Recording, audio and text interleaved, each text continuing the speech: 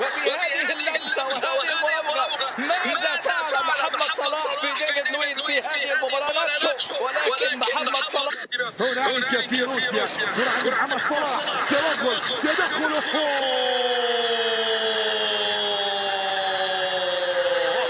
الحل دائما بأقدام محمد صلاح انطلاقة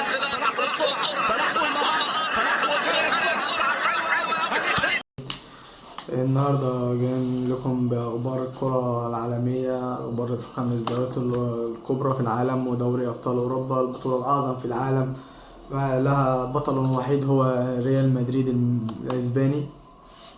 هنتكلم النهارده عن معانا برضو خبر من امبارح، صلاح يقود ليفربول لتحقيق أول انتصار في هذه السنة 23 على ايفرتون 2-0. ومواعيد دوري ابطال اوروبا النهارده الثلاثاء 14 فبراير 2023، باريس في مواجهة بايرن ميونخ. يحل بايرن ميونخ ضيفا في الأراضي الفرنسية في ملعب الإمارات باريس سان جيرمان، ويفقد باريس إصابة نجمه الكبير إمبابي، كيليان إمبابي اللاعب الفرنسي للإصابة، ويحل توتنهام الإنجليزي ضيفا ثقيلا على ميلان في سان سيرو. فده كل مباريات النهاردة دوري أبطال أوروبا. وهنتكلم في مباراة الغد إن شاء الله في الدوري الأسباني، ريال مدريد وتشيلي. وريال مدريد يفقد نجمه وسط الملعب النجم الألماني توني كروز للإصابة في مباراة الدوري الأسباني القادمة أمام تشيلي. في الغد مباراة الديربي، مباراة البريمير ليج اللي هتحسم المباراة، أرسنال ومانشستر سيتي المركز الأول والمركز الثاني. أرسنال سيظل المركز الأول هنا انهزامه أو تعادل، بس برضو هيبقى خلاص السيتي كل ما بيقرب من أرسنال.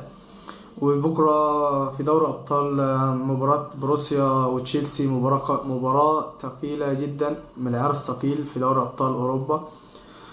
وهنتكلم على أخبار كتير حول ميسي يحقق رقم قياسي جديد في بطولة دوري أبطال أوروبا في الدور 16 كأول لاعب يسجل 5 أهداف في مباراة واحدة في ربع النهائي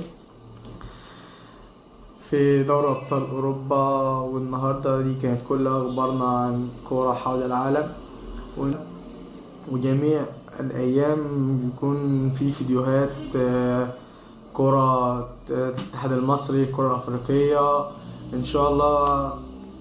كل متابعينا أخباركم حصرية أول بأول، وتابعني من أجل ما يفوتكش أي أخبار جديدة حصرية لو مهتم بكرة القدم.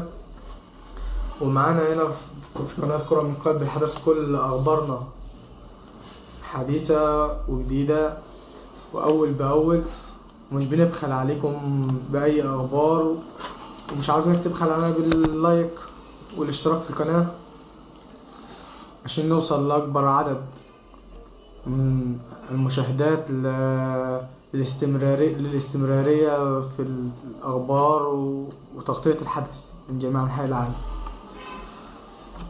والسلام عليكم.